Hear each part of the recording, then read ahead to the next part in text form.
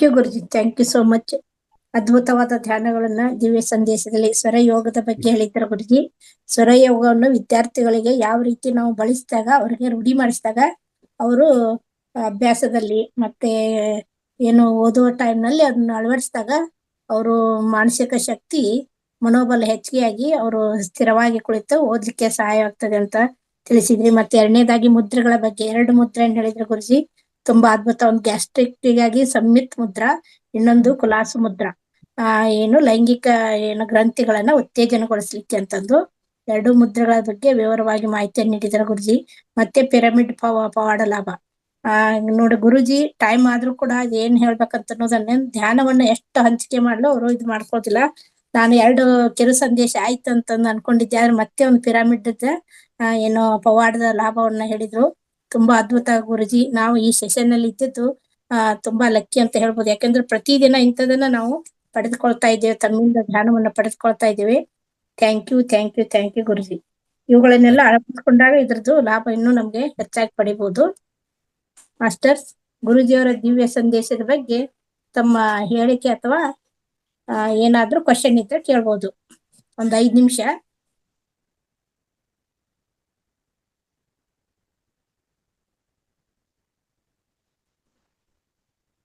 ಮುದ್ರೆಗಳ ಬಗ್ಗೆ ಇರ್ಬೋದು ಅಥವಾ ಸ್ವರ ಯೋಗದ ಬಗ್ಗೆ, ಪಿರಾಮಿಡ್ ಬಳಕೆ, ಈಗ ಅಲ್ಲೇ ಪಿರಾಮಿಡ್ ತಾವು ಬಳಕೆ ಮಾಡ್ತಿದ್ರೆ ಅದನ್ನ ಇಲ್ಲಿ ಹಂಚ್ಕೋಬಹುದು.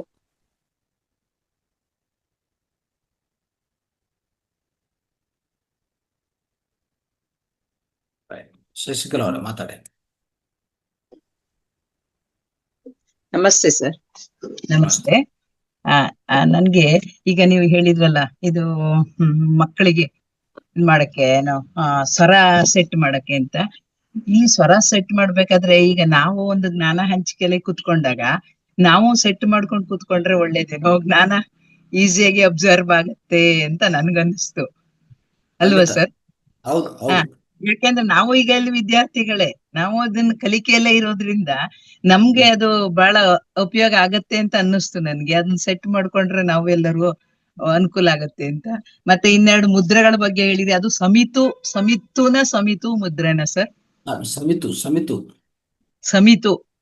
ಸಮಿತು ಮುದ್ರೆ ಮತ್ತೆ ಕುಲಾಸು ಮುದ್ರೆ, ಅದು ಬಹಳ ಉಪಯೋಗ ಆಗತ್ತೆ. ಎಲ್ಲವನ್ನೂ ಕರೆಕ್ಟ್ ಆಗಿ ನಾವು ಅಳವಡಿಸ್ಕೊಂಡ್ರೆ ಬಹಳ ಉಪಯೋಗ ಆಗತ್ತೆ ಅಂತ. ಕುಲಾಸು ಮುದ್ರೆ ಇದ್ರಲ್ಲಿ ಅಲ್ಲ ಸರ್, ಎಡಗೈಯಲ್ಲಿ ಅಲ್ಲ, ಬಲಗೈ ತೋರು ಬೆರಳನ್ನ ಹೀಗೆ ಇಡೋದಲ್ಲ ಸರ್? ನೀವು ಮತ್ತೆ ಇದು ನೋಡಿ, ವಿಡಿಯೋ ನೋಡ್ಬೇಕಾಗತ್ತೆ. ವಿಡಿಯೋ ಬರತ್ತಲ್ಲ. ಸರಿ, ಮತ್ತೊಂದ್ಸಲ ನೋಡ್ತೇನೆ ಸರ್.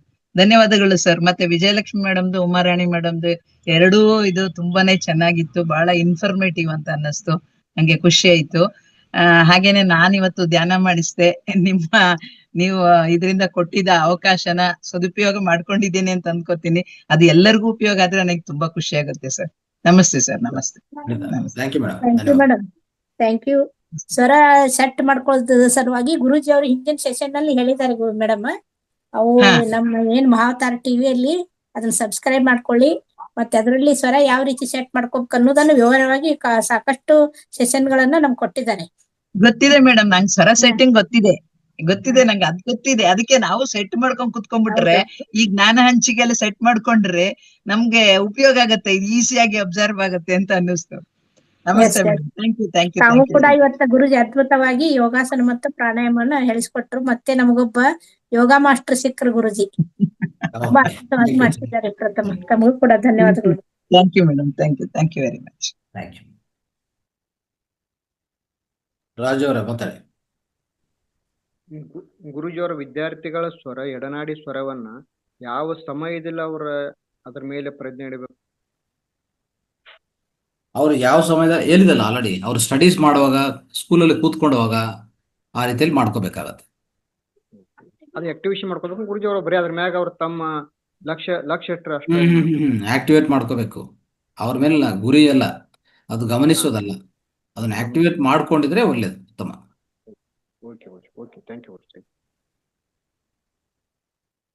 ಎಡಗಡೆ ಶ್ವಾಸ. ನಾಗರತ್ನ. ನಮಸ್ತೆ ಗುರುಜಿ. ಇದು ಶ್ವಾಸನ ನಾವು ಆಕ್ಟಿವೇಟ್ ಮಾಡ್ಕೊಳ್ಳೋದು ಅಂತ ಹೇಳಿ ಅದು ಯುವಕರು ಕೂಡ ಮಾಡ್ಕೋಬಹುದಲ್ವಾ? ಬರೀ ವಿದ್ಯಾರ್ಥಿಗಳು ಅಂತ ಮಾತ್ರ ಅಲ್ಲ, ಯುವಕರು ಯುವತಿಯರು ಕೂಡ ಎಲ್ಲರೂ ಮಾಡ್ಕೋಬಹುದು. ವಿದ್ಯಾರ್ಥಿ, ಎಲ್ಲರೂ ನಾವು ವಿದ್ಯಾರ್ಥಿ ಅಲ್ಲ, ಈಗ ಈ ಕ್ಲಾಸಲ್ಲಿ ನಾವು ವಿದ್ಯಾರ್ಥಿನೇ ಅಲ್ವಾ? ಹೌದೌದು. ಜೊತೆಗೆ ಅದೇ ನಾವು ಒಂದು 1 hour ಒಂದ್ಸರಿ ಚೇಂಜ್ ಆಗುತ್ತೆ ಅಂತ ಹೇಳಿದ್ರಲ್ಲ ಗುರುಗಳೇ, ಚೇಂಜ್ ಆಗುತ್ತೆ. ನಾವ್ ಇವಾಗ ಬಟ್ ಮಾಡ್ಕೊಂಡಿರ್ತೀವಿ. ಪ್ರಧಾನವಾಗಿ ಈ ಸೆಷನ್ಸ್ ಕೇಳುವಾಗ ಚಂದ್ರಶ್ವಾಸದಲ್ಲಿ ಒಳ್ಳೇದಂತ ಅಷ್ಟೇ. ಅಲ್ಲ ಓದಕ್ ಚೆನ್ನಾಗಿ ಕುತ್ಕೊಂಡಾಗ್ಲು ಅದು 1 hourಗೆ ನಾವು ಮಾಡ್ಕೊಂಡಿರ್ತೀವಿ ಅಂತ ಇಟ್ಕೊಳ್ಳಿ, ಮಕ್ಕಳು ಮಾಡಿ ಕೂರ್ಸಿರ್ತೀವಿ, ಮತ್ತೆ 1 hourಗಿಂತ ಜಾಸ್ತಿ ಕುತ್ಕೊಂಡಾಗ ಅದು ಚೇಂಜ್ ಆದ್ರೆ ಮತ್ತೆ ನಾವು ಚೇಂಜ್ ಮಾಡ್ಕೋಬೇಕಾಗುತ್ತಾ? ಹೌದು ಹೌದು ಹೌದು, ಮಾಡ್ಕೋಬೇಕು. ಧನ್ಯವಾದಗಳು ಗುರುಗಳೇ, ಧನ್ಯವಾದಗಳು. ಡೌಟ್ ಕ್ಲಿಯರ್ ಆಯ್ತು, ಧನ್ಯವಾದಗಳು. Thank you madam.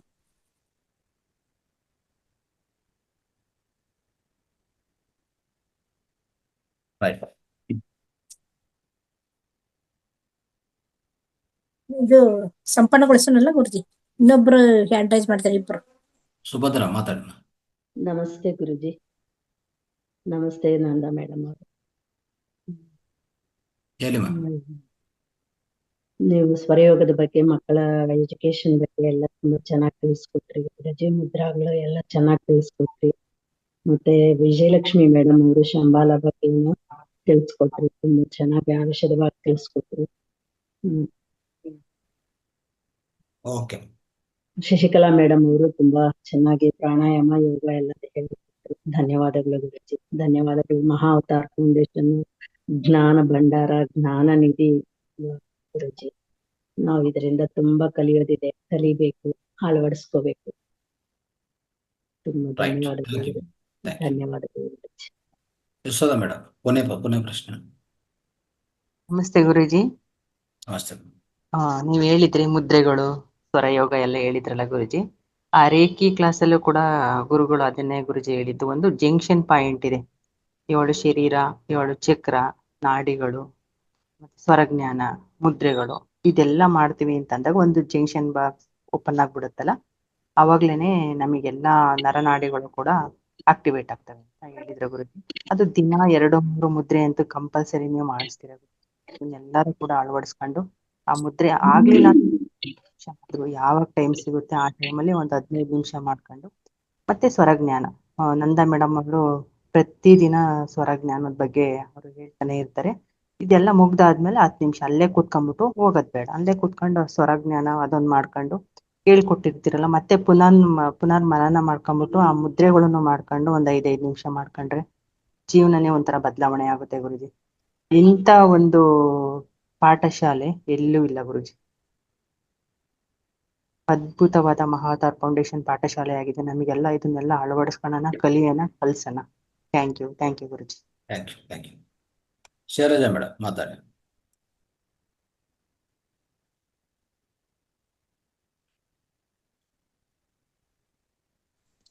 ಗುರುಜಿ ನಮಸ್ತೆ, ಕೇಳಿಸ್ತಾ ಇದೆ ಗುರುಜಿ? ಕೆಲಸ ಗುರುಜಿ ತುಂಬಾ ಚೆನ್ನಾಗಿತ್ತು ಇವತ್ತಿನ ಸೆಷನ್ ಅಂತೂ. ಇವ್ರ ಮೊಬೈಲ್ ಅಲ್ಲಿ ಕೇಳಿದ್ವಿ ನಾವು ಬೆಳಗ್ಗೆಯಿಂದ. ಕುಮಾರಾಣಿ ಮೇಡಮ್ದು ಗುರುಗಳ ಬಗ್ಗೆ ತುಂಬಾನೇ ಚೆನ್ನಾಗಿ ಹೇಳಿದ್ರು. ಪತ್ರಿಜಿ ಗುರುಗಳದ್ದು, ಗುರು ಸದಾನಂದ ಗುರುಜಿದ್ದು ನಮಗೂ ಗೊತ್ತಿರ್ಲಿಲ್ಲ ಈ ವಿಷಯ, ತುಂಬಾ ಚೆನ್ನಾಗಿತ್ತು. ಆಮೇಲೆ ಇವ್ರದ್ದು ವಿಜಯಲಕ್ಷ್ಮಿ ಮೇಡಮ್ದು ಕ್ಲಾಸ್ ತುಂಬಾ ಅದ್ಭುತವಾಗಿ ಬಂತು ಗುರುಜಿ. ಇವಾಗ ನೀವು ಹೇಳಿರೋದು ಸ್ವರ ವಿಜ್ಞಾನದ ಕ್ಲಾಸ್ ಅಷ್ಟೇ. ಅಂದ್ರೆ ಈಗ ಮಕ್ಕಳು ಈಗ ಧ್ಯಾನಕ್ಕೆ ಕೂತ್ಕೊಳ್ಳಿಲ್ಲ ಅಂದ್ರ ಒಂದ್ ಮಂತ್ರ ಹೇಳ್ಕೊಟ್ರಿ ಗುರುಜಿ, ಆ ಮಂತ್ರ ಅಷ್ಟೇ ಫಾಲೋ ಮಾಡ್ಕೊಂಡು ಹೋದ್ರೆ ಸಾಕಾಗುತ್ತ ಅವ್ರಿಗೆ ಹೆಂಗೆ ಅಂತ? ಹೌದು, ಅದು ಎಷ್ಟು ಜಾಸ್ತಿ ಹೇಳಿದ್ರು ಅಷ್ಟು ಒಳ್ಳೇದದು. ಹಾ. ಅಂದ್ರೆ ಹೆಂಗೆ ಈಗ ಬೆಳಗಿನ ಸಮಯ ಮತ್ತೆ ಆತರ ಮಾಡ್ಕೊಳ್ಬೇಕಾ ಅಥವಾ ಯಾವ ತರ? ಬೆಳಗ್ಗೆ ಸ್ಕೂಲ್ಗೆ ಹೋಗಕ್ ಮುಂಚೆ ಮತ್ತೆ ಸ್ಕೂಲಿಂದ ಬಂದ್ಮೇಲೆ ಮಾಡ್ಬೋದು, ತೊಂದ್ರೆ ಇಲ್ಲ. ಓಕೆ ಗುರುಜಿ. ಅದು ಅಂದ್ರೆ ಆತರ ಅಂದ್ರೆ ಎಷ್ಟು ಸಲ ಅವರು ನಾಡಿ ಶೋಧನ ಪ್ರಕ್ರಿಯೆ ಮಾಡಿಸಿ, ಓಕೆ, ಹಾ ಆಮೇಲೆ ಓಂ ಮಂತ್ರ ಮಾಡಿಸಿ, ಆಮೇಲೆ ಈ ಮಂತ್ರ ಮಾಡಿಸಿ ಸಾಕು. ಅವ್ರು ಧ್ಯಾನ ಮಾಡಿಲ್ಲ ಅಂದ್ರೆ, ಧ್ಯಾನ ಮಾಡೋರಿದ್ರೆ ಅದು ಮಂತ್ರ ಏನ್ ಬೇಕಾಗಿಲ್ಲ, ಒಂದು 5 ನಿಮಿಷ ಧ್ಯಾನ ಮಾಡಿಸ್ಬೋದು.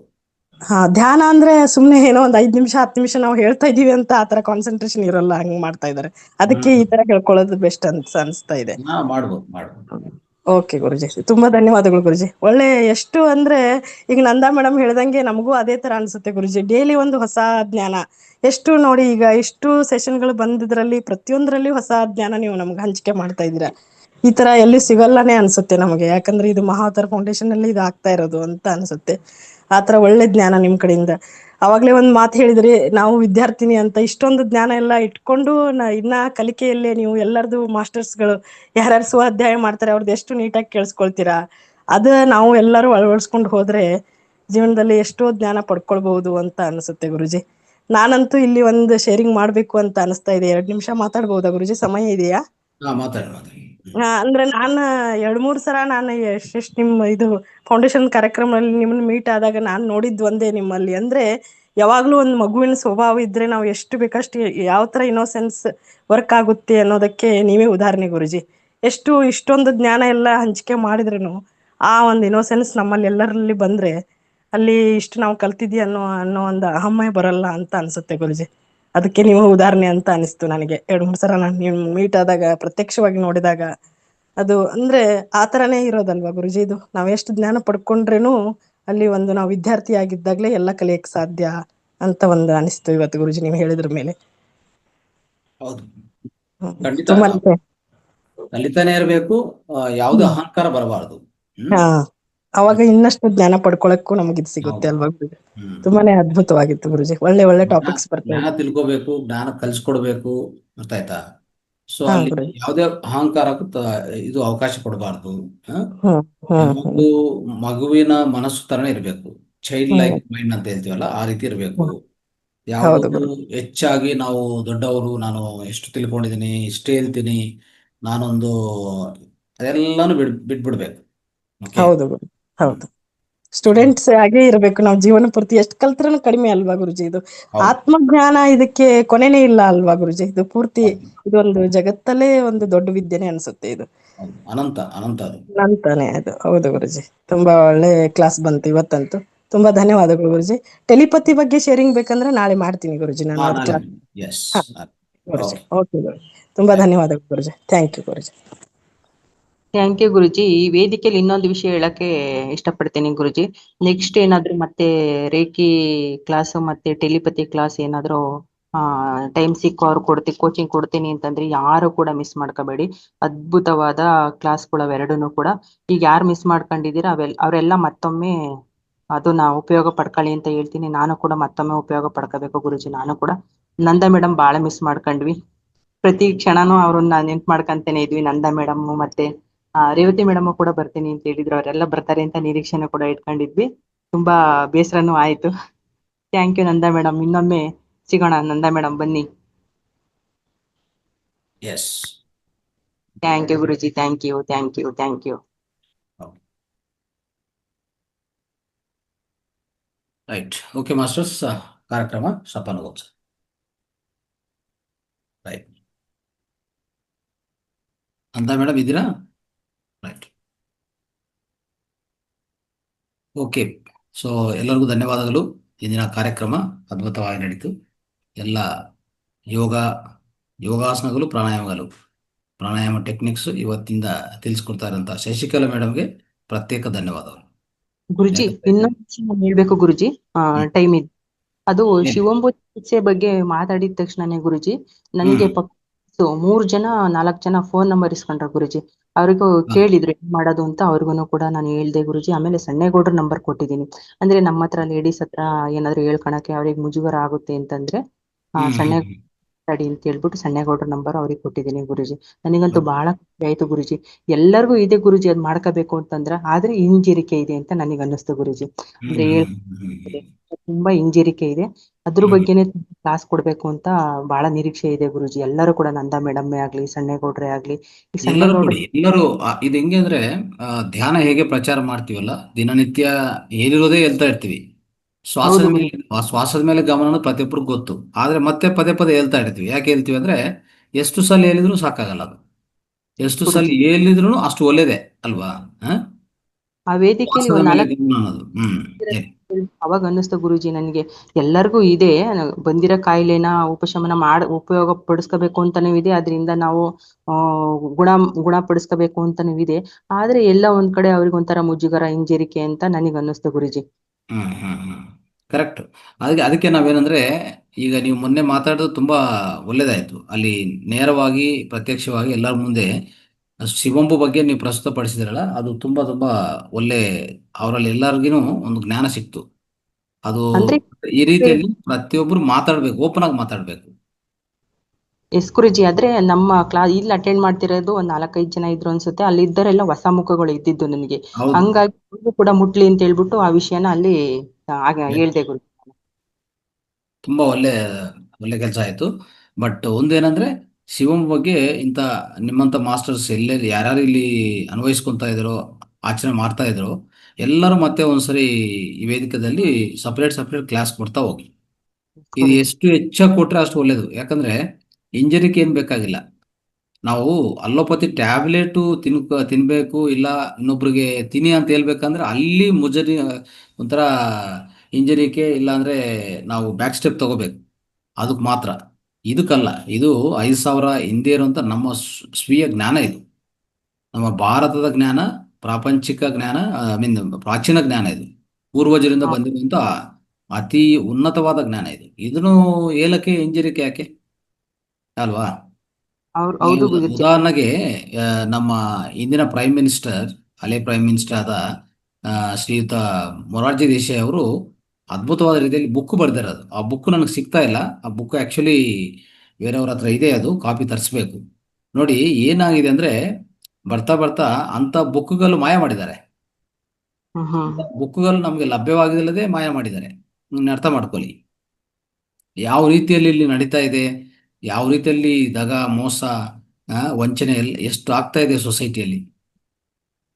ಅವರ ಬುಕ್ಕು ಒಂದು ಮೆರಾಕಿಲ್ಸ್ ಆಫ್ ಯೂರಿನ್ ಥೆರಪಿ ಅಂತ ಬುಕ್ ಬರೆದಿರೋದು. ಅದು ಇಂಗ್ಲೀಷಲ್ಲಿ ಬರೆದಿರೋದು. ಆ ಕಾಪಿಗೆ ಸಿಗ್ತಾ ಇಲ್ಲ.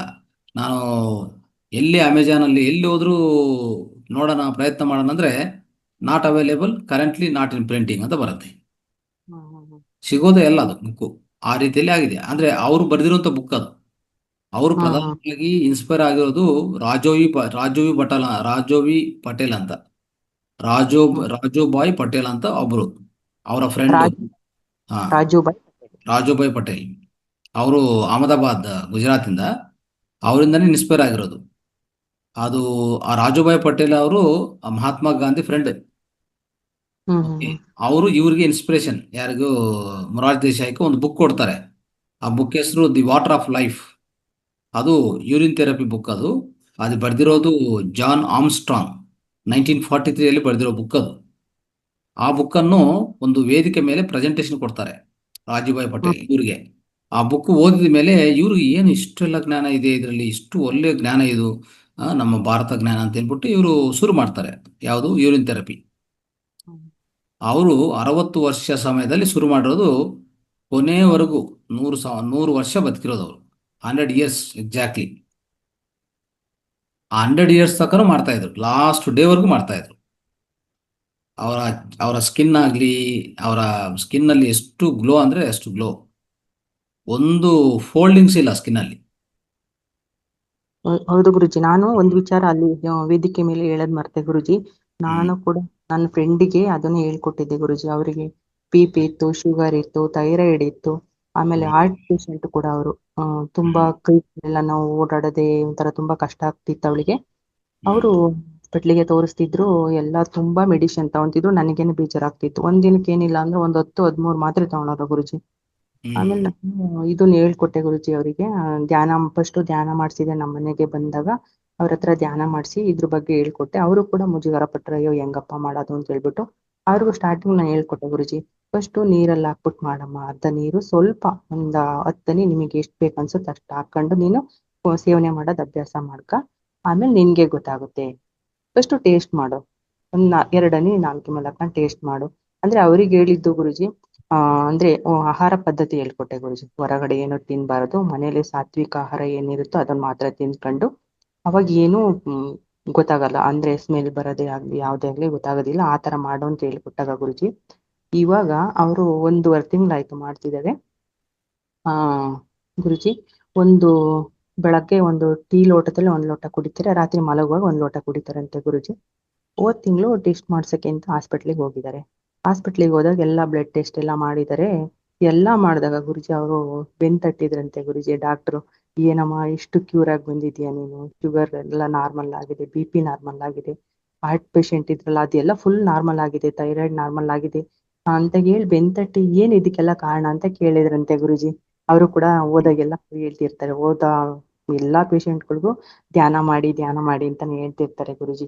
ಅವರು ನಮ್ಮ SS ವೈಲಿ ಕೂಡ ಗ್ರೂಪ್ ಅಲ್ಲಿ ಇದಾರೆ ಗುರುಜಿ, ಡಾಕ್ಟರ್ ಅವರು ಶಿವಕುಮಾರ್ ಡಾಕ್ಟರ್ ಅಂತ ಹೇಳ್ಬಿಟ್ಟು.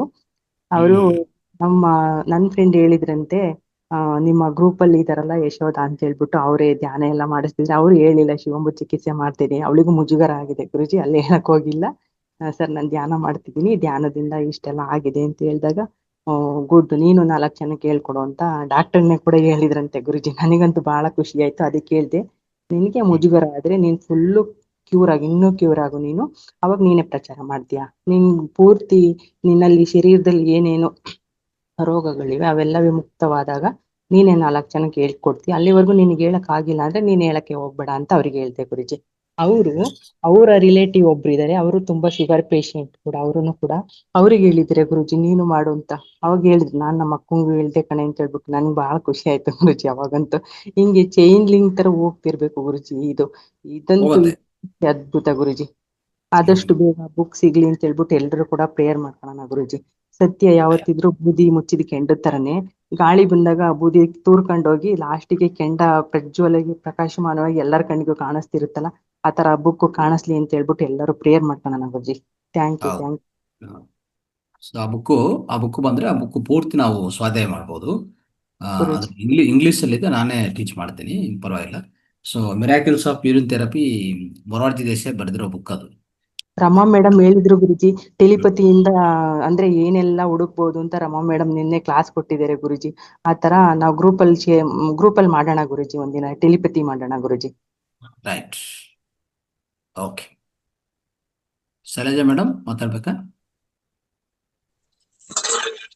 ಅದೇ ಗುರುಜಿ, ನೀವು ಹೇಳಿದ್ರಲ್ಲ ಈಗ ಇವ್ರದ್ದು ಬುಕ್ಸ್ ಬಗ್ಗೆ ಹೇಳಿದ್ರಲ್ಲ, ಅದೇ ನಾನು ಅದನ್ನ ಕೇಳಿದ್ದೆ ಗುರುಜಿ. ಅದು ನೀವು ಇದೆಲ್ಲ ಸೋಮೂತ್ರದ ಹೇಳಕ್ ಸ್ಟಾರ್ಟ್ ಮಾಡಿದ್ರಲ್ಲ, ಅದು ಜವಾಹರ್ಲಾಲ್ ನೆಹರೂನು ಇದನ್ನ ಸೋಮೂತ್ರ ಮಾಡ್ಕೊಳ್ತಾ ಇದ್ರು ಅಂತ ಗೊತ್ತಿರೋದು ಒಂದು ವಿಷಯ ಬಂತು ಮನ್ಸಲ್ಲಿ.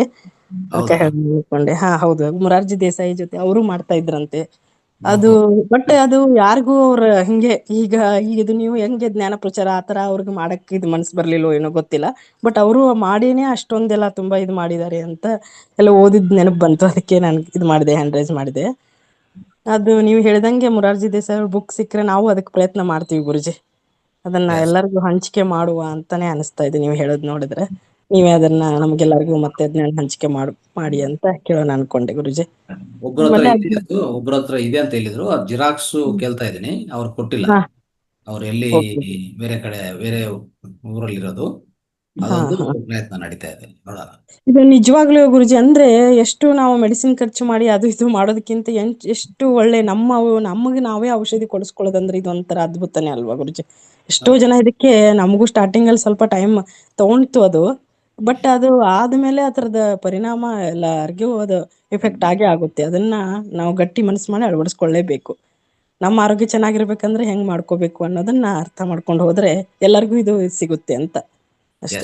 ನಮ್ಮಿಂದ ಬರುವಂತ ನೀರೇ ಅಲ್ವಾ, ನಮ್ಮಿಂದ ಬರುವಂತ ನೀರು ನಾವು ಕುಡಿಯೋಕೆ ತೊಂದರೆ ಇಲ್ಲ. ಒಂದು ಎಲ್ಲೋ ತಯಾರಾಗುವಂತ ಒಂದು ಮೆಡಿಸನ್, ಅದರಲ್ಲಿ ಏನೇನು ಮಿಕ್ಸ್ ಮಾಡ್ತಾರೆ ಯಾರಿಗೂ ಗೊತ್ತಿಲ್ಲ. ಅಲೋಪತಿ ಮೆಡಿಸಿನ್ ತಗೊಳ್ಳಿ ಉದಾಹರಣೆಗೆ, ಅದರಲ್ಲಿ ಬೋನ್ಸ್ ಪೌಡರ್ ಹಾಕ್ತಾರೆ, ಮತ್ತೆ ಕೆಮಿಕಲ್ಸ್ ಹಾಕ್ತಾರೆ, ಮತ್ತೆ ಈ ಮಾಂಸದ ಅಂದ್ರೆ ಜಂತುಗಳ ಮಾಂಸ ಸಂಬಂಧ ಅನೇಕ ವಿಷಯಗಳು ಸೇರಿಸ್ತಾರೆ, ಏನೇನೋ ಮಾಡ್ತಾರೆ ಅದು. ಹೌದು ಗುರುಜಿ, ಎಷ್ಟು ಅದೇ ನಿಜವಾಗ್ಲು ಪ್ರತಿಯೊಂದು ಔಷಧಿನೂ ಒಂದ್ ಕಡೆ ನಮ್ಗೆ ಸೈಡ್ ಎಫೆಕ್ಟೇ ಕೊಡುತ್ತೆ ಅಂತ ಎಷ್ಟು ನಾವು ಓದಿದೀವಿ. ಮತ್ತ ಅಂತ ಔಷಧಿನ ತಗೊಳೋದಕ್ಕಿಂತ ಇದು ಎಷ್ಟು ಬೆಸ್ಟ್ ಅಲ್ವಾ ಗುರುಜಿ. ನಾವು ಇದ್ರಲ್ಲಿ ನಿಜವಾಗ್ಲೂ ಇದೊಂದು ಶೇರಿಂಗ್ ಮಾಡ್ಕೊಳ್ಳೇಬೇಕು. ನಾನು ಒಂದ್ಸಲ ಯಾವಾಗಾದ್ರೂ ಅನುಭವ ಹೇಳುವಾಗ ಹೇಳ್ತೀನಿ. ಯಾಕಂದ್ರೆ ನಾನು ಒಂದ್ 6 months ಅಲ್ಲಿ ಇದನ್ನ ಅಳವಡಿಸ್ಕೊಂಡಾಗ ನಾನು ಈಗ ಯಾವ್ದೋ ಒಂದು ಮೆಡಿಸಿನ್ಗೆ ಅಡಿಕ್ಟೇ ಇಲ್ಲ ಗುರುಜಿ. ಮುಂಚೆನೂ ನಾವು ಸ್ವಲ್ಪ ಮೆಡಿಸಿನ್ ಅಂದ್ರೆ ಆಯುರ್ವೇದಿಕನೇ ಮಾಡ್ಕೊಂಡು ಬಂದಿರೋ ಪದ್ಧತಿ ನಮ್ಮ ಮನೆಯಲ್ಲೆಲ್ಲ ಜಾಸ್ತಿ. ಬಟ್ ಈಗ ಇದನ್ನ ನಾವು ಸೇವನೆ ಮಾಡಿದಾಗಿಂದ ಈಗ ನಾವು ಎಷ್ಟೋ ಟ್ರಾವೆಲಿಂಗ್ ಮಾಡ್ತೀವಿ. ನಮ್ದೆಲ್ಲ ನೇಟಿವ್ ಬೆಳಗಾವ್, ಅದೆಲ್ಲ night journey full, monthly once ಅಂತ ಹೋಗ್ತೀವಿ. ಇವರು ಹೋಗ್ತಾರೆ, ಬಟ್ ಅವ್ರಿಗೂ ತುಂಬಾನೇ ಎಫೆಕ್ಟ್ ಆಗಿದೆ. ಅವ್ರು ನಿಮ್ ಜೊತೆ ಶೇರಿಂಗ್ ಮಾಡ್ಕೊಂಡಿದ್ದಾರೆ ಎಷ್ಟೋ ಸಲ ಗುರುಜಿ. ಹೇಳ್ತಾ ಇದ್ರು ಗುರುಜಿ. ಆಮೇಲೆ ಅದು ಇನ್ನೊಂದು ವಿಷಯ ಕೇಳಿ ಮನಸ್ಸಿಗೆ ಸ್ವಲ್ಪ ಬೇಜಾರಾಯ್ತು. ಅದು ಸ್ವಮೂತ್ರದ ಬಗ್ಗೆ ನಿಮ್ಗೆ ಏನಾದ್ರು ವಿದ್ಯೆ ಕೊಟ್ಟಿದ್ರಲ್ಲ, ಅವ್ರು ಇದಾದ್ರು ಅಂತ ಹೇಳಿದ್ರು ಇವರು ಬಂದ್ಮೇಲೆ ನನಗೆ. ರಾತ್ರಿ ಅವ್ರ ಜೊತೆ ಹಂಚ್ಕೊಂಡ್ರಂತೆ. ಅದು ಅವ್ರಿಗೆ ಎಷ್ಟು ಏಜ್ ಇತ್ತು ಗುರುಜಿ? ಅದೊಂದು ವಿಷಯ ಕೇಳ್ಕೊಂಡು. 84 years ಇತ್ತು. ಓಕೆ. ಹಾ ಹಾ ಅದೇ ನನಗೆ ಎಲ್ಲ ಅವ್ರು ಹೇಳ್ಕೊಟ್ಟಿದ್ದು ಅವ್ರದ್ದು ಇದು ಮಾಡಿದೆ, ಅವ್ರು ಇದಾದ್ರು ಅಂತ ನೀವು ಹೇಳಿದ್ರಂತೆ, ತುಂಬಾ ಅದನ್ನ ಹೇಳಿದ್ರು. ಆಮೇಲೆ ಈಗ ಅಷ್ಟೇ ನಮಗೂ ಹೆಂಗ್ ಹೆಲ್ಪ್ ಅಂದ್ರೆ ಗುರುಜಿ, ಯಾವ್ದು ನಾವು ನಿಜವಾಗ್ಲೂ ಮೆಡಿಸಿನ್ ತಗೊಳ್ತಾನೆ ಇಲ್ಲ, ಅಲ್ಲೇ ನಮ್ಗೆ ಇಫೆಕ್ಟ್ ನಮ್ಗೆಲ್ಲರಿಗೂ ಅದ್ರ ಪರಿಣಾಮ ಗೊತ್ತಾಗುತ್ತೆ. ಏನು ಈಗ ಟ್ರಾವೆಲಿಂಗ್ ಮಾಡಿದಾಗೆಲ್ಲ ನೀರ್ ಚೇಂಜ್ ಆಗಿ ನೆಗಡಿ ಕೆಮ್ಮು ಸಹಜವಾಗಿ ಬರುತ್ತೆ, ಅದು ಸಹಜವಾಗಿ ಹೋಗುತ್ತೆ ಅಂತಾನೆ ಅದನ್ನ ಅರ್ಥ ಮಾಡ್ಕೊಂಡು ಹೋಗ್ತಾ ಇದೀವಿ ನಾವು. ಅದು ಆಟೋಮೆಟಿಕ್ ಹೋಗ್ತಾನೋ ಇದೆ, ಆತರ ಯಾವ್ದು ಇದು ಬಂದಿಲ್ಲ ಗುರುಜಿ. 2-3 ಇಯರ್ಸ್ ಅಲ್ಲಿ ಅಂತೂ ನಾವು ಅದೊಂದ್ ಸ್ವಲ್ಪ ಹೆಲ್ದಿ ಇದು ಅಳವಡಿಸ್ಕೊಂಡಾಗಿಂದ ಅದ್ರ ಜೊತೆ ನಿಮ್ ಕ್ಲಾಸ್ ಸೇರ್ಬಿಟ್ಟು ಜ್ಞಾನ ಸಿಗ್ತಾ ಇರೋದ್ರಿಂದ ಇನ್ನ ಮೈಂಡ್ ಇದಾಗ ಗಟ್ಟಿ ಆಗ್ತಾನೆ ಹೋಗ್ತಾ ಇದೆ ಗುರುಜಿ. ಥ್ಯಾಂಕ್ ಯು ಗುರುಜಿ, ಎಷ್ಟು ಧನ್ಯವಾದ ಹೇಳಿದ್ರೆ ಸಾಲದು ಇದಕ್ಕೆ. ಶೈಲಜಾ ಮೇಡಮ್, ಹಾ ಧ್ಯಾನ ಹೇಳ್ತೀನಿ. ಹ್ಮ್ ವೇದಿಕೆಯಲ್ಲಿ ಧ್ಯಾನ ಅನುಭವ ಎಲ್ಲರಿಗೂ ಆಗಿದೆ ಮೇಡಮ್. ಹೌದು ಸಮುದ್ರ ಮೇಡಮ್. ಕೆಲವರಿಗಷ್ಟೇ ಬೆರಳೆಣಿಕೆಯಷ್ಟು ಜನಕ್ಕೆ ಮಾತ್ರ ಇಲ್ಲಿ ಅಂದ್ರೆ ಅಳವಡಿಸ್ಕೊಂಡಿರೋದು, ಎಲ್ರಿಗೂ ಕೂಡ ಅದನ್ನ ಆಗ್ತಿಲ್ಲ. ಅದನ್ನ ಹೆಚ್ಚು ಪ್ರಸಾರ ಮಾಡ್ಬೇಕು ನಾವು. ಹೌದು ಮೇಡಮ್, ನಾನು ಅದಕ್ಕೆ ನಮ್ಮ ಮಹಾವತರಲ್ಲಿ ಅವ್ರ ವೇದಿಕೆಗೆ ಒಂದ್ಸಲ ಬಂದ್ರೆ ಅಲ್ಲಿ ಏನೇನ್ ತಿಳ್ಕೊಬಹುದು ಅನ್ನೋದು ಗೊತ್ತಾಗುತ್ತೆ. ಅದಕ್ಕೆ ಈ ಜೂಮ್ ಕ್ಲಾಸ್ ಬಗ್ಗೆ ಸುಮಾರು ಜನಕ್ಕೆ ಹೇಳ್ತಾನೆ ಇದೀನಿ ನಾನು. ಯಾಕಂದ್ರೆ ಅದು ಗುರುಜಿ ಹೇಳ್ದಂಗೆ ಒಂದು ಇದು ಇರ್ಬೇಕಲ್ವಾ ಗುರುಜಿ, ಇದಕ್ಕೆ ಫಸ್ಟ್ ಬಂದವರು ಕಂಟಿನ್ಯೂ ಅದಕ್ಕೆ ಉಳಿಬೇಕಾದ್ರೆ ಅವ್ರದ್ದು ಯೋಗಾನೂ ಇರ್ಬೇಕು ಅಂತ ಹೇಳ್ತಿರಲ್ಲ ಗುರುಜಿ, ಆ ತರನೂ ಆಗುತ್ತೆ ಅನ್ಸುತ್ತೆ. ಸಡನ್ ಆಗಿ ಯಾರು ಬಂದು ಅದ್ರಲ್ಲಿ ಇರಕ್ಕೂ ಆಗೋಲ್ಲ, ಒಂದ್ ಸ್ವಲ್ಪ ಟೈಮ್ ತಗೊಳುತ್ತೆ ಅನ್ಸುತ್ತೆ ಅವ್ರಿಗೆ. ಹಂಗೆ ಸುಮಾರು ಜನ ಕೇಳಿರ್ತೀವಿ, ಬಟ್ ಯಾಕೆ ಆತರ ಇನ್ನ ಅಷ್ಟು ಇದು ಮೆಡಿಸಿನ್ಗೆ ಅಡಿಕ್ಟ್ ಆಗ್ತಾರೆ ಹೊರತಾಗಿ ಇಂಥದಕ್ಕೆ ಇನ್ನ ಮೈಂಡ್ ಬರ್ಬೇಕು ಸುಮಾರು ಜನಕ್ಕೆ. ಇಲ್ಲ, ಪ್ರಚಾರ ಆಗ್ಬೇಕಮ್ಮ. ಯಾವ್ದಾದ್ರು ಏನಾಗುತ್ತೆ, ಪ್ರಚಾರ ಬೇಕು ಅದಕ್ಕೆ. ಈಗ ಪ್ರಚಾರ ಬೇಕು. ಹೌದು ಗುರುಜಿ, ಈಗ ಬೇರೆ ಇಲ್ಲ ಗುರುಜಿ, ನಮ್ಮಲ್ಲೇನೆ ಫ್ಯಾಮಿಲಿಯಲ್ಲಿ ನಮ್ಮ ಅಣ್ಣ ತಮ್ಮ ಎಲ್ಲ ಫ್ಯಾಮಿಲಿಗಳಿದ್ದಾರೆ, ಅವ್ರಿಗೆ ನಾನು ಇದನ್ನ ನಾವೇ ಇಷ್ಟು ದಿನ ಜಾಯ್ನ್ ಆಗಿ ಮಾಡ್ತಾ ಇದೀವಿ ನೋಡಿ ನೀವು ಅಂತ ಹೇಳ್ತಾ ಇರ್ತೀನಿ. ಬಟ್ ಅವ್ರ ನೋಡೋಣ ಅದು ಸ್ವಲ್ಪ ನೆಗ್ಲೆಕ್ಟೆನ್ಸ್ ಮಾಡ್ತಾರೆ, ಯಾಕೋ ಅವ್ರಿಗಿನ್ನ ಅದಕ್ಕೆ ಟೈಮ್ ಬರ್ತಾ ಇಲ್ಲ ಅಂತ ನಾನು ಅನ್ಸುತ್ತೆ. ಸಮಯ ಬರ್ತಾ ಇಲ್ಲ. ಇನ್ನೊಂದು ನಮ್ಮ ಸಂಬಂಧಿಕರೇ ಕೇಳ್ಬೇಕಂತ ಏನಿಲ್ಲ, ವಿದ್ಯೆ ಅನ್ನೋದು ಯಾರಾದ್ರೂ ಕಲ್ಸ್ಕೋಬಹುದು. ನಾವು ಯಾರಿಗಾದ್ರೂ ಹೇಳ್ಬೋದು, ತೊಂದರೆ ಇಲ್ಲ. ಅದು ಸುದೂರ ದೂರ ದೂರ ರಿಲೇಟಿವ್ಸ್ ಆಗ್ಲಿ ಇನ್ನೊಬ್ರಾಗ್ಲಿ ಯಾರಿಗೆ ಹೇಳ್ಬೋದು, ಯಾರೇ ಕಲ್ಸ್ಕೋಬಹುದು. ಅದ್ರ ಬಗ್ಗೆ ನಾವು ಜಾಸ್ತಿ ಚಿಂತೆ ಮಾಡೋದು ಬೇಡ, ಹೇಳ್ತಾ ಹೋಗೋದು ಅಷ್ಟೇ. ಅವ್ರು ನಿಮ್ಮ ರಿಲೇಟಿವ್ಸ್ ಇಲ್ಲ ಅಂದ್ರೂ ಫ್ರೆಂಡ್ಸು ಕಾಂಟ್ಯಾಕ್ಟ್ಸು ಎಲ್ಲಾದ್ರೂ ಒಂದ್ ಕಡೆ ಮೀಟ್ ಮಾಡುವಾಗ ಚರ್ಚೆ ಮಾಡುವಾಗ ಆ ಜ್ಞಾನ ಹಂಚ್ಕೊಳ್ಳೋದು ಆ ಥರ ಮಾಡ್ಬೋದು, ತಪ್ಪೇನಿಲ್ಲ. ಅದು ಯಾರಿಗೂ ಪ್ರಾಪ್ತ ಇದೆಯೋ ಅವ್ರಿಗೆ ಸಿಗತ್ತೆ ಅಷ್ಟೇ. ಅದು ಸತ್ಯ ಗುರುಜಿ ಹೇಳೋದು. ಹಂಗೆ ನಮ್ದೇನಿದೆ ಪ್ರಚಾರ ಕಾರ್ಯ ಮಾಡೋದೇ ಅದು ಗುರುಜಿ. ಅದು ನಮಗಿಷ್ಟ ಅಂದ್ರೆ ಏನಂದ್ರೆ ಅದರಿಂದ ನಮ್ಗೆ 4 ಜನಕ್ಕೆ ಹೆಲ್ಪ್ ಆಗುತ್ತೆ ಅಂದ್ರೆ ಯಾಕೆ ಮಾಡ್ಬಾರ್ದು. ಈಗ ನೀವೇ ಒಂದು ಇದಕ್ಕೆ ಮಾದರಿ ಆಗ್ತೀರಾ ಗುರುಜಿ, ಯಾಕಂದ್ರೆ ಇಷ್ಟು ಜನಕ್ಕೆ ಇಷ್ಟು ಜ್ಞಾನ ಹಂಚಿಕೆ, ಅದು ನಿಮ್ದು ಡೈಲಿ ರೂಟೀನ್ ಕೆಲಸಗಳು ಎಲ್ಲರಿಗೂ ಇದ್ದೇ ಇರುತ್ತೆ. ಇಷ್ಟೊಂದು ಟೈಮ್ ತೆಗೆದು ಒಂದು ಇಂಥ ಫೌಂಡೇಶನ್ ಮಾಡಿ ಅದಕ್ಕೆಲ್ಲ ಇದಿರುತ್ತೆ ಅಲ್ವಾ. ಹಾಗಾಗಿ ನಮಗ್ ಸಿಕ್ಕಿರೋದನ್ನ ನಾವು 4 ಜನಕ್ಕೆ ಹೇಳಿದ್ರೆ ನಮ್ಗೆ ಇನ್ನೂ ಚೂರು ಅದ್ರದ್ದು ಇದು ಸಿಗುತ್ತೆ ಅಂತ ನಮಗಷ್ಟೇ ಗುರುಜಿ, ಅಲ್ವಾ ಗುರುಜಿ? ಈ ಟೆಲಿಪತಿ ಮೂಲಕ ಬ್ರಹ್ಮಾಂಡಕ್ಕೆ ತಲುಪಿಸ್ಬಿಡೋಣ ಮೇಡಮ್, ಎಲ್ಲರಿಗೂ ಗೊತ್ತಲ್ಲ, ಹೇಳ್ಕೊಟ್ಟಿದ್ದಾರೆ. ಹೌದು, ನಾನ್ ನಾಳೆ ಶೇರಿಂಗ್ ಮಾಡ್ತೀನಿ ಗುರುಜಿ. ಇದಕ್ಕೊಂದು 10 ನಿಮಿಷ ಟೈಮ್ ಕೊಟ್ರೆ ಯಾರು ಟೆಲಿಪತಿ ಮಿಸ್ ಮಾಡ್ಕೊಂಡವ್ರು ಬರ್ಲಿ, ಆತರ ನಾವು ಸ್ವಲ್ಪ ಪ್ರಚಾರ ಮಾಡುವ, ಹೇಳೋಣ ಅದ್ರ ಬಗ್ಗೆ. ಯಾಕಂದ್ರೆ ಅದು ಒಳ್ಳೆ ಕ್ಲಾಸ್ ಗುರುಜಿ, ತುಂಬಾನೇ ಚೆನ್ನಾಗಿ ಮಾಡ್ಸಿದ್ರು ಅವರು ಮೇಡಮ್. ಸುಮ್ನೆ ಬಹಳ ಒಳ್ಳೆ ಜ್ಞಾನ ಇದೆ ಅವ್ರಿಗೆ, ತುಂಬಾ ನೀಟಾಗಿ ಸುಸೂತ್ರವಾಗಿ ಹೇಳಿದ್ರು. ಅಂದ್ರೆ ಎಷ್ಟು ನನಗೆ ಮೇಡಮ್, ಶಿಷ್ಯದ ಮೇಡಮ್, ನನಗಂತೂ ನೈಟ್ ವರೆಗೆ ನಾನು ಎಷ್ಟು 3-4 ಅವರ್ ಅಷ್ಟೇ ನಿದ್ದೆ ಮಾಡಿದೀನಿ. But full mind active. ಅವ್ರದ್ದು 1-2 ಇದು ಚೆನ್ನಾಗಿ ಮಾಡಿಸಿದ್ರು ತುಂಬಾ ಧ್ಯಾನ ಗುರುಜಿ. ಅದು ಯಾವ ತರ ಸಬ್ ಕಾನ್ಸಿಯಸ್ ಮೈಂಡ್ ಅನ್ನು ಆಕ್ಟಿವೇಟ್ ಮಾಡ್ಕೋಬೇಕು, ಯಾವ ತರ ಅದಕ್ಕೆ ಹೋಗ್ಬೇಕು, ಟೆಲಿಪತಿ ಕನೆಕ್ಟ್ ಆಗ್ಬೇಕು, ಅದು ಚೆನ್ನಾಗಿತ್ತು ತುಂಬಾನೇ. ಅದನ್ನ ನಾವು ಇಲ್ಲಿ ಇದ್ದವರು ಸುಮಾರು ಅವಕಾಶ ತಪ್ಪಿಸ್ಕೊಂಡ್ರು ಅನಿಸ್ತು ನನಗೆ, ಬರ್ಬೇಕಾಗಿತ್ತು. ಇರ್ಲಿ, ನೆಕ್ಸ್ಟ್ ಟೈಮ್ ಅವ್ರಿಗೆ ಮತ್ತೆ ನೀವು ಅಪರ್ಚುನಿಟಿ ಮಾಡಿಕೊಡಿ ಗುರುಜಿ. ಅವಕಾಶ ಸಿಗುತ್ತೆ ಮೇಡಮ್. ನೆಕ್ಸ್ಟ್ ಮುಂದಿನ ತಿಂಗಳು ಕೂಡ ಹೇಳಿದ್ದಾರೆ, ಮುಂದಿನ ತಿಂಗಳು ಹೇಳಿದ್ದಾರೆ. ಯಾರು ಬಂದಿಲ್ಲ ಅವ್ರು ಮಾಡ್ಕೊಳ್ಳೋಣ, ಹೇಳೋಣ madam. Okay, thank you Guruji, thank you madam. ಮಾತಾಡಿ. ನಮಸ್ತೆ ಗುರುಜಿ. ಶೈಲಜಾ ಮೇಡಮ್ ಮತ್ತೆ ಯಶೋಧ ಮೇಡಮ್ ಅವರೆಲ್ಲರೂ ಹೇಳ್ದಂಗೆ ಯಾರಿಗೇ ಆಗ್ಲಿ ನಾವು ಹತ್ತಿರದವ್ರಿಗೆ ಹೇಳಿದಾಗ ಅದ್ರ ಬೆಲೆ ಗೊತ್ತಿರೋದೇ ಇಲ್ಲ. ನಾವು ಊದೋಣ ಕೇಳಿಸ್ಕೊಳ್ಳಿ ಬಿಡ್ಲಿ ಅಂತ. ಈಗ ಒಂದ್ 50 ಮಕ್ಳು ಇರ್ತಾರೆ, 50 ಮಕ್ಳಿಗೂ ಒಬ್ಬ ಮಾಸ್ಟರ್ ಪಾಠ ಮಾಡಿರ್ತಾನೆ, ಅದ್ರ 5 ಮಕ್ಳು ಮಾತ್ರ ಮುಂದೆ ಬರ್ತಾರೆ ಅಂದ್ರೆ ಅವ್ರು ಚೆನ್ನಾಗಿ ಕೇಳಿಸ್ಕೊಂಡು ಅದು ಉಪಯೋಗ ಪಡ್ಕೊಂಡಿರ್ತಾರೆ ಅಂತ ಅನ್ಕೋಬೇಕು. ಆ ತರ ಅನ್ಕೊಂಡು ನಾವು ಹೇಳ್ತಾ ಇರೋಣ. ನಾವು ನಮ್ ಪ್ರಚಾರ ಮಾಡೋದು ನಮ್ದು ಒಂದು ಲಕ್ಷಣ ಗುಣ, ನಾವು ಮಾಡೋಣ, ಅವ್ರು ಕೇಳಿಸ್ಕೊಡ್ರಿ ಬಿಡ್ಲಿ ಅಷ್ಟೇ ಅಂತ ಅನ್ಕೋಬೇಕು. ನಾವು ಕಣ್ಣು ಕಾಣುವಂಥದ್ದು, ಈಗ ಒಂದು ಸಕ್ಕರೆ ಬಿಳಿಗಾಗ್ಬೇಕಾದ್ರೆ ಅವ್ರು ಏನೇನೋ ಮೂಳೆ ಪೌಡ್ರು ಏನೇನೋ ಕೆಮಿಕಲ್ಸ್ ಎಲ್ಲ ಹಾಕಿರ್ತಾರೆ, ಅದನ್ನ ಸಕ್ಕರೆನ ಇಷ್ಟಪಟ್ಟು ತಿಂತಾರೆ. ಅದೇ ನಾವು ಹೇಳುವಂತ ಔಷಧಿಗಳನ್ನ ಅವ್ರು ಯಾಕೋ ಹಿಂಜರಿತಾರೆ. ನಾವ್ ಏನು ಮಾಡಕ್ಕಾಗಲ್ಲ ಗುರುಗಳೇ. ಅವ್ರು ನೀವ್ ಹೇಳ್ದಂಗೆ ಎಲ್ಲದಕ್ಕೂ ಬರ್ಬೇಕು ಅಂತ ಅಂದ್ರು, ನಾವು ಒಂದು ಕ್ಲಾಸಿಗೆ ಹೇಳಿದ್ರು ಬರ್ಬೇಕಂದ್ರೆ ಅವ್ರಿಗೆ ಕರ್ಮ ಕಳ್ದಿರ್ಬೇಕು ಅಂದ್ರೆ ಅದು ಮಾತ್ರ ನಿಜ ಅಂತ ಅನ್ಸುತ್ತೆ. ಅವ್ರ ಕರ್ಮ ಕಳೆದ್ರೆ ಮಾತ್ರ ಅವ್ರು ಈ ಶಿಕ್ಷಣ ಬರಕ್ ಸಾಧ್ಯ ಅಂತ ಅನ್ನೋದಕ್ಕೆ ಒಂದು ನಾವೇ ಉದಾಹರಣೆ ಅಂತ ಅನ್ಸುತ್ತೆ. ಧನ್ಯವಾದಗಳು ಗುರುಗಳೇ. ಯಾಕೆ ರೇಣುಗಾದೇವಿ ಕೊನೆ ಪ್ರಶ್ನೆ. ನಮಸ್ಕಾರ ಸರ್. ನಮಸ್ಕಾರ. ಎಲ್ಲಾ ಮಾಸ್ಟರ್ಗಳಿಗೂ ತುಂಬಾ ಧನ್ಯವಾದಗಳು. ನಾನು ಈ ಪ್ರಶ್ನೆ ನನ್ಗೆ ಒಳಗಡೆ ಬಂತು ಸರ್, ಹೇಗೆ ಸೋಮವಾರ ಸೇವಿಸೋದು ಅಂತ. ಇವತ್ತು ಯಶೋದಾ ಮ್ಯಾಮ್ ಹೇಳಿದ್ರು, ಜಾಸ್ತಿ ಬೇಡ, ಒಂದು 5-6 ಹನಿ ಮಾತ್ರ ಬಿಟ್ಟು ಸೇವಿಸ್ಬೇಕು ಅಂತ. ನಾನು ಕ್ವಶನ್ ಹಾಕೊಂಡೆ ಇದ್ದೆ, ನಾನು ಹೆಂಗ್ ಇದು ಮಾಡೋದು, ಯಾರ ಹತ್ರ ಕೇಳೋದು ಅಂತ ನಾನು ಹುಡುಕ್ತಾ ಇದ್ದೆ. ಇವತ್ತು ಮ್ಯಾಮ್ಗೆ ಹೇಳ್ಬಿಟ್ರು. ತುಂಬಾ ಥ್ಯಾಂಕ್ಸ್ ಮ್ಯಾಮ್. ಇದು ಬಂದು ಮ್ಯಾಮ್ ನನಗೆ ಏನಂತ, ಇದು ಇಷ್ಟು ಒಳ್ಳೇದು ಇವ್ರಿಗೆಲ್ಲ ಸಿಕ್ಬಿಟ್ಟಿದ್ರೆ ಇದರಿಂದ ಎಲ್ಲರೂ ಆರೋಗ್ಯವಾಗಿ ಇರ್ತಾರೆ ಅಂತಾನೆ ಅದನ್ನ ಮುಚ್ಚಿಟ್ಟಿದ್ದಾರೆ ಏನಂತ ನಮ್ಗೊಂದು ಹೌದು ತೋಣ್ತಾ ಇದೆ ಸರ್. ಖಂಡಿತ, ಅದರಲ್ಲೇನು ಡೌಟ್ ಇಲ್ಲ. ಮಾಡಿರೋದೇ ಆ ರೀತಿಯಲ್ಲಿ. ಯಾಕಂದ್ರೆ ಈಗ ಸೊಸೈಟಿ ನಡೀತಾ ಇರೋದೇ ಹಣಕಾಸು ಮೇಲೇನೆ ಅಲ್ವಾ? ಎಷ್ಟು ಎಲ್ಲ ವ್ಯಾಪಾರ ಸಂಬಂಧಗಳು. Yes ma'am. ಹ್ಮ್ ಈಗ ಸೊ ಎಷ್ಟು ಅದಕ್ಕೆ ಒಳ್ಳೇದು ಅಂತ ನಾವು ಹುಡುಕಿ ಅದನ್ನ ತಿನ್ಬೇಕು ಅಂತ ಇರುತ್ತೆ ಸರ್. ಈಗ ಬೇಡ, ನಾವು ಇಲ್ಯುಮಿನಾಟಿಗಳ ಬಗ್ಗೆ ನಮ್ಗೆ ಸ್ವಲ್ಪ ಗೊತ್ತಾಯ್ತು ಸರ್. ಅದರಿಂದ ಇದರಲ್ಲಿ ನಾವು ಇದು ಭಾರತ ದೇಶದಲ್ಲಿ ಹುಟ್ಟಿರೋರಿಗೆ ಯಾವ ರೀತಿ ಇದೆಲ್ಲ ಒಳ್ಳೇದೆಲ್ಲ ತಿಂತಾ ಇದ್ದಾರೆ, ಒಳ್ಳೇದೆಲ್ಲ ಯೂಸ್ ಮಾಡ್ತಾರೆ. ಇವರಿಗೆ ಯಾವ ರೀತಿ ನಾವು ಡೂಪ್ಲಿಕೇಟ್ ಆಗಿ ತಗೊಂಡೋಗಿ ಒಳಗಡೆ ಸೇರ್ಸ್ಬೇಕು ಅನ್ನೋದ ಅವರೆಲ್ಲ ಪ್ಲಾನ್ ಮಾಡಿ ನಮ್ಮ ಒಳಗಡೆ ಎಲ್ಲ ನಮ್ಮ ಹತ್ರ ಇರೋ ಒಳ್ಳೆತನದೆಲ್ಲ ತಗೊಂಡೋಗಿ ಅವ್ರು ಯೂಸ್ ಮಾಡ್ತಾ ಇದ್ದಾರೆ. ಅವರು ಯಾವ ರೀತಿ ನಮ್ಗೆ ಡೂಪ್ಲಿಕೇಟ್ ತಂದು ಒಳಗಡೆ ಸೇರ್ಸ್ಬೇಕು ಅವೆಲ್ಲ ತಂದು ನಮ್ಮ ಭಾರತ ದೇಶದ ಒಳಗಡೆ ಸೇರ್ಸ್ಬಿಟ್ಟಾಯ್ತು. ಇದರಲ್ಲಿ ಇರೋರು ನಮ್ಮ ಈಗ ಮಕ್ಕಳು ತುಂಬಾ ಅದರಲ್ಲಿ ಅಡಿಕ್ಟ್ ಆಗಿದ್ದಾರೆ. ಈಗ ಒಂದೊಂದು ಮನೆಯಲ್ಲಿರೋ ಅಮ್ಮಂದಿರೋರು ಮಾತ್ರ ಇದನ್ನೇ ಬಾಳ್ಸಿ ಮಕ್ಕಳಿಗೆ ಯಾವ ರೀತಿ ಒಳ್ಳೇದು ಕೊಡ್ಬೇಕು ಅನ್ನೋದು ಇಂಪಾರ್ಟೆಂಟ್ ಇಟ್ಕೊಂಡು ಅದರಲ್ಲಿ ಕೆಲಸ ಮಾಡ್ಬೇಕು ಸರ್. ತುಂಬಾ ಗಮನ ಕೊಡ್ಬೇಕು ನಮ್ಮ ಲೈಫ್ ಮೇಲೆ ನಾವು. ಯಾಕಂದ್ರೆ ನೀವ್ ಹೇಳಿದ ಪ್ರಕಾರ ಪಾಶ್ಚಾತ್ಯರ ಉದ್ದೇಶ ಬಿಸ್ನೆಸ್, ನಮ್ ಜೊತೆಗೆ ಹೆಂಗೆ ಬಿಸ್ನೆಸ್ ಮಾಡ್ಬೇಕಂತ ಅವರು ಒಳ್ಳೆ ಪ್ಲಾನ್ ಮಾಡಿ ಬಿಟ್ಬಿಟ್ಟಿದ್ದಾರೆ. ಅದು ಆಲ್ರೆಡಿ ಸ್ಟಾರ್ಟ್ ಆಗಿ ಚೆನ್ನಾಗಿ ನಡೀತಾ ಇದೆ, ಏನ್ ತೊಂದರೆ ಇಲ್ಲ. ಅವ್ರಿಗಂತೂ ಅವ್ರ ಲೈಫ್ ಲಾಂಗು ಅವ್ರಿಗೇನು ಇನ್ನು ಬಾಧೆ ಇಲ್ಲ. ಅವ್ರು ಏನ್ ಮಾಡ್ಬೇಕು ಅದು ಮಾಡಿ ಬಿಟ್ಬಿಟ್ಟಿದ್ದಾರೆ. ನಾವು ಚೆನ್ನಾಗಿ ಅನುಭವಿಸ್ಕೊಂಡು ಚೆನ್ನಾಗಿ ಅವ್ರು ಏನ್ ಹೇಳಿದ್ರು ಚೆನ್ನಾಗಿ ನಡ್ಸ್ಕೊಂಡು ಆರಾಮಾಗಿ ಮುಂದಕ್ಕೆ ಹೋಗ್ತಾ ಇದ್ವಿ. ಅವ್ರಿಗಂತೂ ಆ ದುಡ್ಡಿಗೆ, ಅವರ ಪ್ರಶಸ್ತಿ, ಒಂಥರ ಕೀರ್ತಿ, ಪ್ರತಿಷ್ಠೆ ಅವ್ರಿಗೇನು ಕೊರತೆ ಇಲ್ಲ. ಅವ್ರ ಲೈಫ್ ಲಾಂಗು ಫೌಂಡೇಶನ್ ಮಾಡ್ಕೊಂಡ್ ಬಿಟ್ಟಿದ್ದಾರೆ ನಮ್ಮ ಮೇಲೆ. ಅರ್ಥ ಆಯ್ತಲ್ಲ? ಯಾಕಂದ್ರೆ ನಮ್ಮ ವಿದ್ಯೆಯನ್ನು ಪೂರ್ತಿ ತೆಗೆದಾಕಿದ್ದಾರೆ. ನಮ್ಮ ವಿದ್ಯೆ ಯಾವ್ದು ಇಲ್ಲ ಇಲ್ಲಿ. ನಾವು ಏನ್ ಕಲಿತಾ ಇದೀವೋ ಜಸ್ಟ್ ನಮ್ಮ ಯಾವ ರೀತಿಯಲ್ಲಿ ನಾವು ತಯಾರಾಗ್ತಾ ಇದ್ದೀವಿ ಅಂದ್ರೆ ಒಂದು ಮನಿ ಮೇಕಿಂಗ್ ಮೆಷಿನ್ಸ್ ತಯಾರು ಮಾಡಿದ್ದಾರೆ ಅಷ್ಟೇ. ಅವರು ನಿಮ್ಮಲ್ಲಿ ಯಾವ್ದು ಸಂಸ್ಕಾರ ಇರಬಾರ್ದು, ನಿಮ್ಮಲ್ಲಿ ಒಳ್ಳೆಯ ಗುಣಗಳು ಯಾವ್ದು ಇರಬಾರ್ದು, ಎಲ್ಲಾನು ತೊಲಗಿಸಿ ನಿಮ್ನ ಒಂದು ಜಸ್ಟ್ ಒಂದು ಯಂತ್ರ ತರ, ಒಂದು ಮೆಷಿನ್ ತರ ತಯಾರು ಮಾಡಿದ್ದಾರೆ.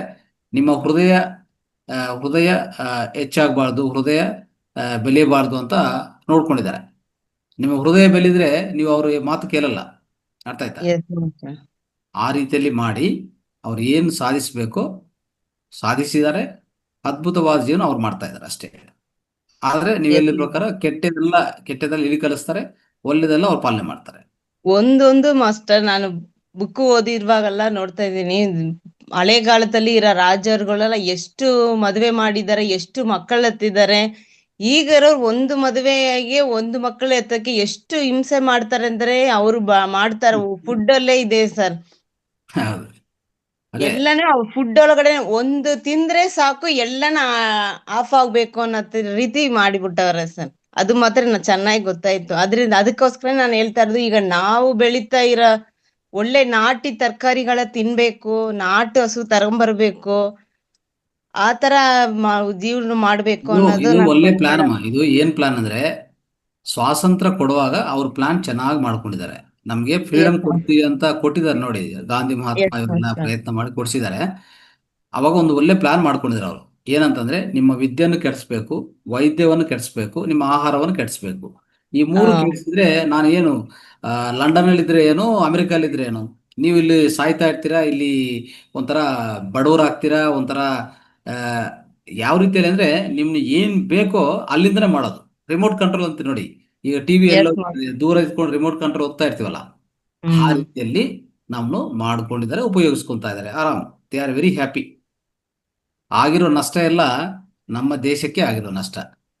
ನಾವು ಅನ್ಕೊಂತೀವಿ ಏದೋ ಸ್ವಾತಂತ್ರ್ಯ ಬರಕ್ ಮುಂಚೆ ಅವ್ರು ಏನೇನೋ ಮಾಡಿದ್ರು, ನಮ್ಮ ಜೊತೆಗೆ ಬಿಸ್ನೆಸ್ ಮಾಡಿದ್ರು, ಅದು ಮಾಡಿದ್ರು, ಇದು ಮಾಡಿದೆ ಅಂತ. ಅಲ್ಲ, ಅದಾದ್ಮೇಲೆ ಆಗಿರುವಂತ ನಷ್ಟ ತುಂಬಾ ಹೆಚ್ಚಾಗಿದೆ. ಎಸ್ ಇಡೀ ಮಾಸ್ಟರ್. ಇಡೀ ನಮ್ಮ ಸಂಸ್ಕೃತಿನೇ ಹಾಳು ಮಾಡ್ಬಿಟ್ಟಿದ್ದಾರೆ. ಇನ್ನೇನು ಹೇಳ್ತೀರಾ ಹೇಳಿ? ಮನೆ ಮನೆಗೆ ಒಂದೊಂದು ಹಸು ಇಟ್ಕೋಬೇಕು ಮಾಸ್ಟರ್. ಹಸು ನಾಟ್ ಹಸು ಇದ್ರೆ ಇಡ್ಬೇಕಾಗತ್ತೆ. ನಾಟ್ ಹಸುಲಿರೋ ಸಾಣ ಕೋಮಿಯ ತಗೊಂಡು ಗಂಜಲ ತಗೊಂಡು ನಾವು ಗದ್ದೆಗೆಲ್ಲ ಹಾಕಿದ್ದು ಒಳ್ಳೆ ಫುಡ್ ಸಿಗ್ತಾ ಇತ್ತು. ಅಷ್ಟೇ ಅದನ್ನ ಮೋಸ ಮಾಡಿದ್ರು. ಮಾಡ್ಬೇಕಾಗಿರೋದು ಈಗ್ಲೂ ಮಾಡ್ಬೋದು. ತುಂಬಾ ಲ್ಯಾಂಡ್ ತುಂಬಾ ಬೇಕಾಗಿರೋಂತ ಲ್ಯಾಂಡ್ ಇದೆ, ಬಟ್ ಯಾರು ಮಾಡ್ತಾ ಇಲ್ಲ, ಮಾಡೋಕ್ಕೂ ಸಿದ್ಧ ಇಲ್ಲ. ನಮ್ಗೇನ್ ಬೇಕು? ಸೂಪರ್ ಮಾರ್ಕೆಟ್ಗೆ ಹೋಗ್ಬೇಕು, ತಗೊಂಡ್ ಬರ್ಬೇಕು, ಅಷ್ಟೇ ಹಾ ಬೇಕಾಗಿರೋದು. ಅದಕ್ಕಿಂತ ಎಸ್ ಮಾಸ್ಟರ್. ಜಾಸ್ತಿ ಕೆಲಸ ಇರಬಾರದು, ಕೆಲಸ ಮಾಡಬಾರ್ದು.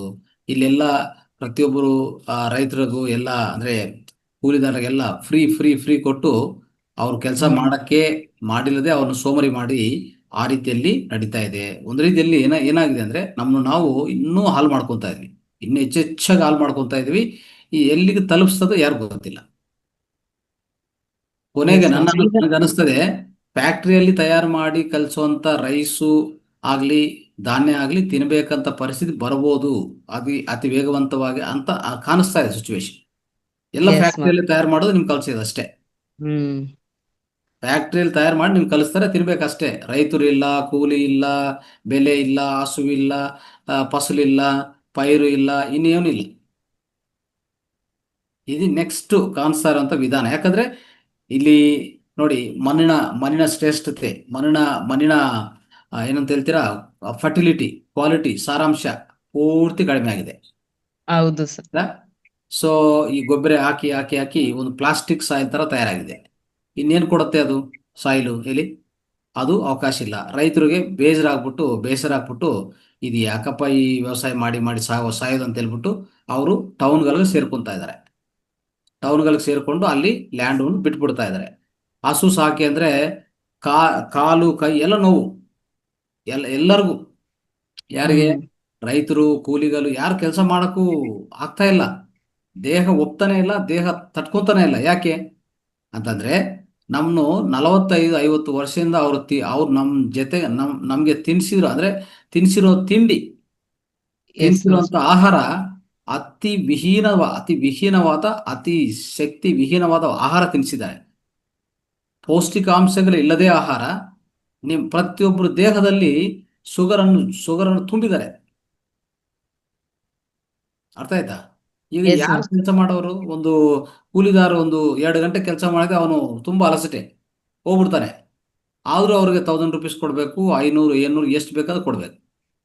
ಇನ್ನು ಏನಿಲ್ಲ, ಮೆಷಿನ್ಗಳು ಬರಬೇಕು, ಕೆಲಸ ಮಾಡಬೇಕು. ಸಾಯಿಲ್ ಇದು ಭೂಮಿ ಯಾವುದು ಇಲ್ಲ, ಫ್ಯಾಕ್ಟ್ರಿಯಲ್ಲಿ ತಯಾರು ಮಾಡಬೇಕು, ಕಲಿಸ್ಬೇಕು, ನಾವು ತಿನ್ಬೇಕು.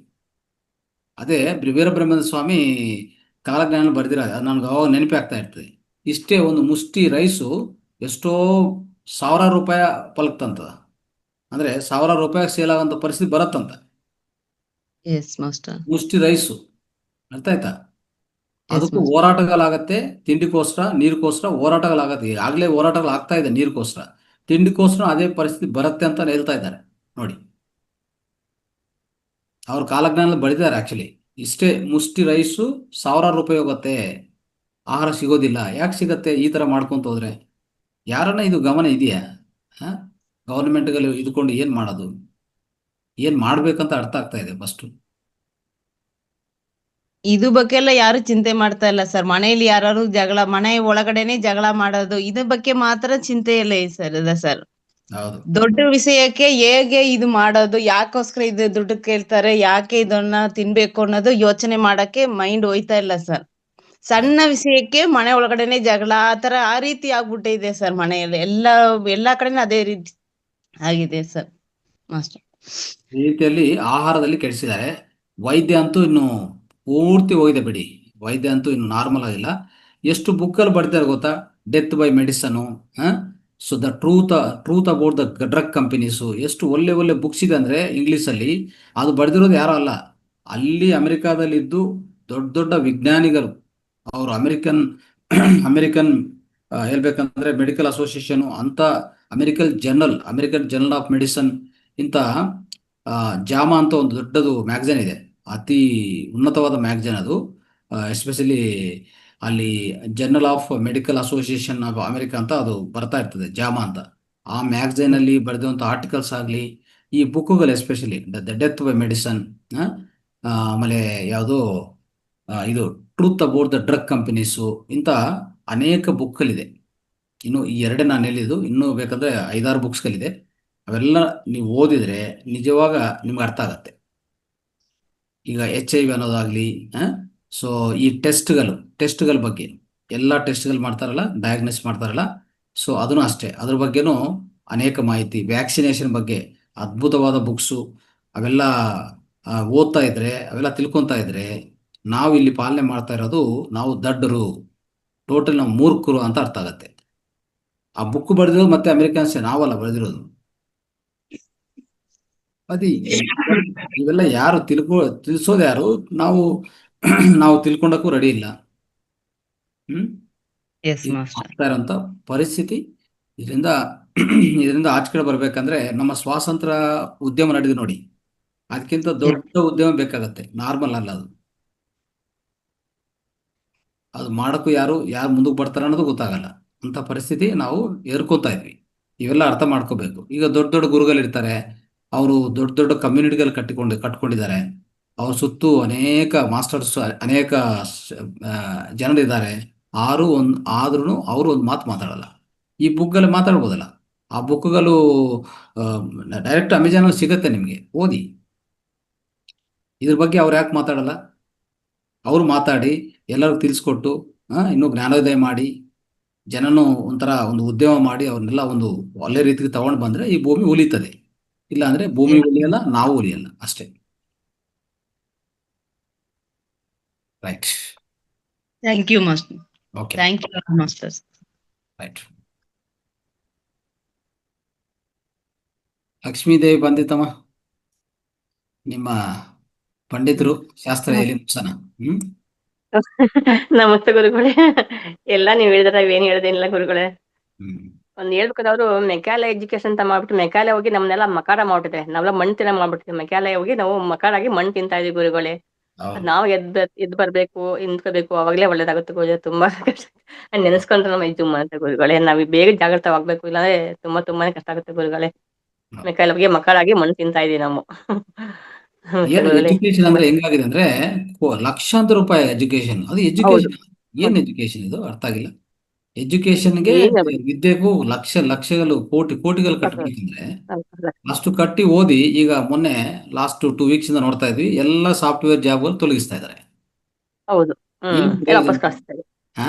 ಅವ್ರ ಅಷ್ಟೆಲ್ಲ ಓದಿ ದೊಡ್ಡ ಎಜುಕೇಶನ್ ಓದ್ಕೊಂಡು ಜಾಬ್ ಸಡನ್ ಆಗಿ ಹೋದ್ರೆ ಅವ್ರ ಪರಿಸ್ಥಿತಿ ಏನು?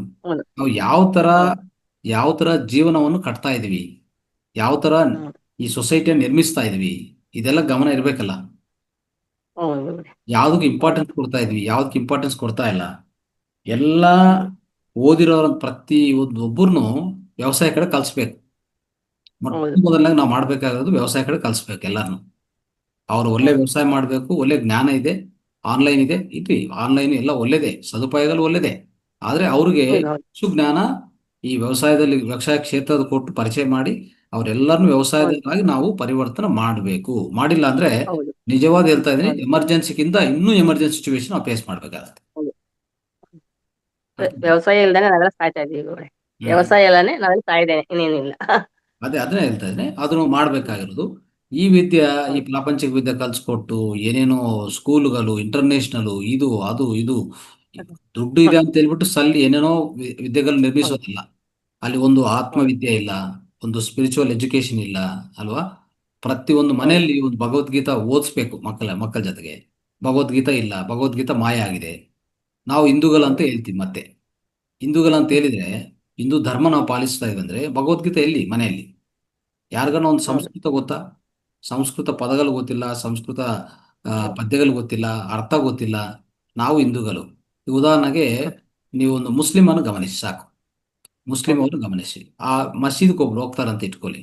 ಅವ್ರು ಎಂತಲೇ ದೊಡ್ಡ ವ್ಯಕ್ತಿ ಇದ್ರು, IAS ಆಫೀಸರ್ ಆಗಲಿ, ಮಿನಿಸ್ಟರ್ ಆಗಲಿ, MLA ಆಗಲಿ, ಒಂದು ಮುಸ್ಲಿಂ ಹೋದ್ರೆ ಎಲ್ಲರ ಜೊತೆಗೆ ಕೆಳಗಡೆ ಕೂತ್ಕೋಬೇಕು. ಗೊತ್ತಾಯ್ತು?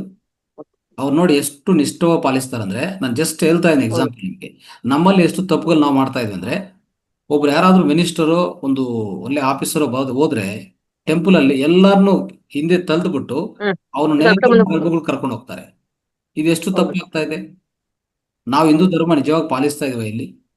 ಎಲ್ಲ ಸಮಾನವೇ ಅಂದ್ರೆ ಎಲ್ಲರೂ ನಾವು ಆತ್ಮವೇ, ಎಲ್ಲರ ಆತ್ಮಗಳೇ, ಎಲ್ಲರೂ ಸಮಾನವಂತ ಒಂದು ಸಮಾನತ್ವ, ಆ ಸಮಾನತ್ವ ಅಲ್ಲಿನೂ ಪಾಲಿಸಕ್ ನಮ್ಗೆ ಸಾಧ್ಯವಾಗ್ತಾ ಇಲ್ಲ ಅಂದ್ರೆ ಪೂಜಾರಿಗಳು ಇಲ್ಲ ಏನ್ ಮಾಡ್ತಾರಂದ್ರೆ ಅವ್ರು ಬಂದ ತಕ್ಷಣ ಅವ್ರಿಗೆ VIP ದರ್ಶನ ಅಂತ ಒಂದು ಕೊಟ್ಬಿಡ್ತಾರೆ. ಟೆಂಪಲ್ ಅಲ್ಲಿ ಸಹ ನಾವು ಪಾಲನೆ ಮಾಡಕ್ ಆಗ್ತಾ ಇಲ್ಲ ಅಂದ್ರೆ ಇನ್ನು ಏನ್ ನಾವು ಮಾಡಿದ್ವಿ? ಎಷ್ಟು ಹಾಳಾಗಿದೆ ಸೊಸೈಟಿ,